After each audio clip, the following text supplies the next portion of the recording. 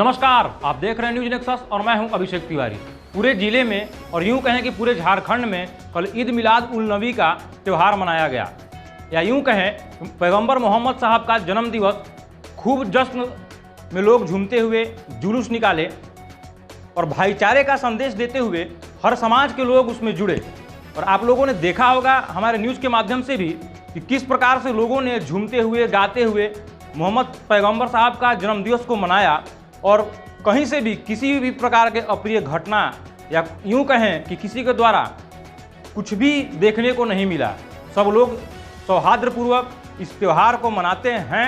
या पहले के भांति जो गढ़वा जिला हमेशा एक मिसाल पेश करता है भाईचारे का, वो इस बार भी पेश किया, लेकिन कहीं ना कहीं एक जगह चूक हो गई। अब आप कहेंगे कि क्या चूक थी, तो हम आपको बताते चलें कि गढ़वा के रंका अनुमंडल में पैगंबर साहब के जन्म दिवस को लेकर के जुलूस निकाली गई, जिसमें आप लोगों ने देखा होगा, हालांकि सोशल मीडिया पर यह चर्चा का विषय है कि तिरंगे झंडे में छेड़छाड़। तिरंगे झंडे में जहां अशोक चक्र रहता है, वहां पर अशोक चक्र को हटा करके उर्दू के कुछ शब्द अंकित हैं और ये अब ऐसा तूल पकड़ते जा रहा है कि हर तरफ चर्चा का विषय बना हुआ है। चर्चा का विषय इसलिए भी बना हुआ है कि लोग इसको तिरंगे के अपमान से जोड़ करके देख रहे हैं। लोगों का कहना है कि जब उस जुलूस के दौरान प्रशासन वहां मौजूद थी तो इस प्रकार का हरकत करने में लोग कामयाब कैसे हो गए। आखिर कौन थे वो लोग, आखिर कौन थे वह असामाजिक तत्व जो तिरंगे में छेड़छाड़ करते हुए अशोक चक्र को हटा करके उर्दू में अंकित शब्द को लेकर के और पूरे जोशो खरोश से उसको लहराते हुए चल रहे थे। और यूं यही नहीं, वो लोग कहीं रुके भी नहीं। जहाँ से जुलूस स्टार्ट हुआ वहाँ से लेकर के और जहाँ तक जुलूस समाप्त हुआ वहाँ तक वो लहराते रहे, लेकिन वहाँ पर उपस्थित किसी भी व्यक्ति का उस पर नज़र नहीं गया। ये मामला तुल तब पकड़ा जब सोशल मीडिया के माध्यम से फोटोज आने लगी, वीडियोज़ आने लगे और लोग भांति भांति के प्रश्न खड़ा करने लगे इसके ऊपर।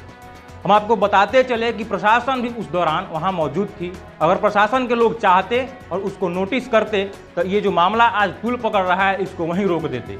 इससे क्या होता है कि जो मिसाल हमेशा जो चलते आ रहा है भाईचारे का, क्योंकि देखिए उससे हम यह तो नहीं कहेंगे कि भाईचारा कहीं से हिंदू, सिख और मुसलमान जो भी लोग हैं उनका भाईचारा कहीं से खंडित होता है, परंतु जो देश का जो राष्ट्रीय ध्वज है, क्योंकि आप लोग देखते रहे होंगे कि अन्य कई त्योहारों में भी पूर्व में, या यह कहे कि चैनपुर का ही मामला है, आप लोग देखे होंगे 2 से ढाई महीना पूर्व में इस तरह का घटना हुआ था जिसमें पलामू पुलिस ने एक्शन लेते हुए ऐसे लोगों पर कार्रवाई भी किया था।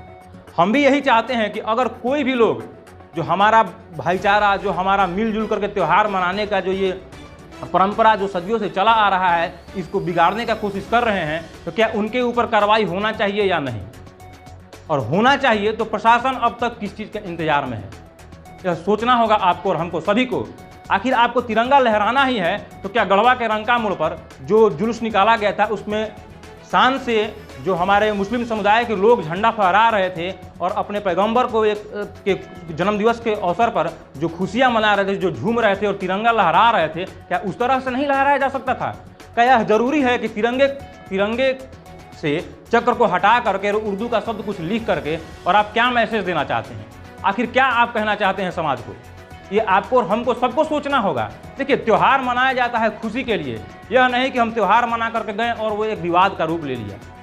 सोचना होगा सबको इस चीज़ को लेकर के, क्योंकि जो मिसाल गढ़वा को हमेशा से लेकर के दिया जाता रहा है वो कभी खत्म नहीं होना चाहिए। जो ये भाईचारा है वो हमेशा बरकरार रहना चाहिए।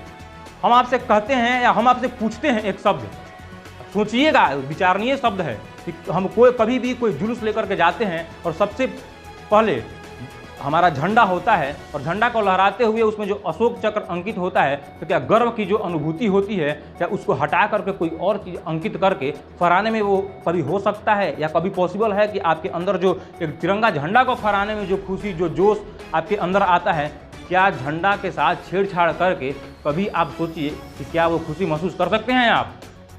हमारा प्रश्न यह रहेगा प्रशासन से या जो लोग आप लोग देख रहे हैं कि क्या इस प्रकार का कृत्य, क्या ये बर्दाश्त के योग्य है?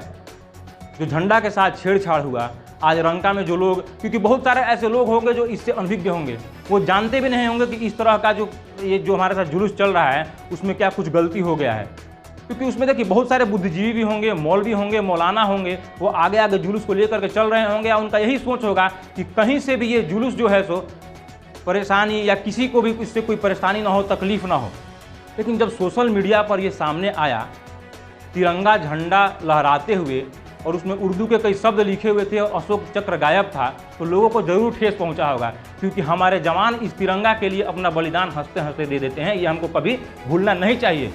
चाहे हम कुछ भी मना रहे हो, कोई भी त्यौहार मना रहे हो, हमको शान से इस तिरंगे को, जैसा तिरंगा है उसी रूप में उसका स्वागत करते हुए हमेशा लहराते रहना चाहिए। और हमें अपने जवानों के बारे में, अपने देश के बारे में, जो हमारा देश का अभिमान, जो हमारा स्वाभिमान, जो हमारा गौरव, हमारा जो भारतीय ध्वज, हमारा जो तिरंगा है, उसका कभी भी, क्योंकि देखिए शान से तिरंगा तभी लहराता है जब हम लोग शान से उसको अपने हाथों में ले करके और उससे बिना छेड़छाड़ किए हुए फहराते रहते हैं। तो हमारा जाते जाते हम एक प्रश्न आपके लिए छोड़ करके जाते हैं कि क्या इस प्रकार का जो कृत्य है ये क्षमा योग्य है, और क्षमा योग्य नहीं है तो क्या प्रशासन को इसके ऊपर जल्द से जल्द कार्रवाई करना चाहिए या नहीं। अगर कार्रवाई नहीं होता है तो भविष्य में इसको लेकर के क्या मैसेज जाता है, ये आप जरूर हमको बताने का कष्ट करें। आप लोग जरूर बताएं कमेंट के माध्यम से कि आखिर इसके ऊपर क्या कार्रवाई होनी चाहिए।